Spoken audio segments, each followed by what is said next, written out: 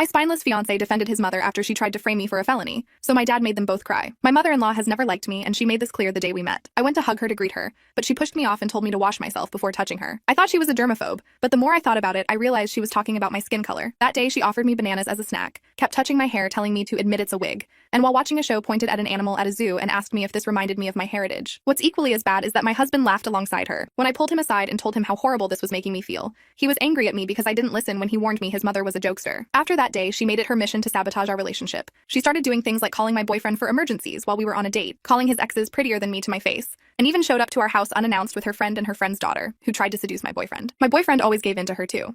About a year into the relationship, my mother-in-law tried to directly break us up. She was visiting when she excused herself to go to the bathroom. She came back a minute later holding a small Ziploc bag of white powder. She started screaming that she found this in the bathroom and that I was a junkie. Before I could even react, she yelled, "How could I do this knowing what happened to my boyfriend's dad? He accidentally lived himself using substances." I tried to defend myself, but she wouldn't let up. She backed me up against the wall, getting in my face and screaming N-word junkie at me. My boyfriend idly stood there and watched her, even when I started to cry. She then turned to him, telling him she wouldn't be leaving until he broke up with me. Well, she eventually left the house, but that's only because I called the police. My boyfriend begged me not to. When police arrived, my mother-in-law handed the white powder to the officers and accused me of possession, but the officer smelled it and said it was flour. She still didn't let up though, and they had to physically escort her out. Immediately after, my boyfriend said it was unfair of me to do that to her. I didn't even bother arguing and told him not to talk to me until he learned to place boundaries. I went to stay with my best friend, and my boyfriend called me a week later. I don't know why, but I believed him when he said he would take care of his mother. In fairness, she didn't bother us for the next 6 months, and in that time we got engaged. I begged him not to invite her to the engagement party, but he promised she changed. Well, she hadn't. As soon as the party started, she went on a drunken rant, stating she never envisioned her son marrying a baboon with a wig, before laughing to herself. My dad,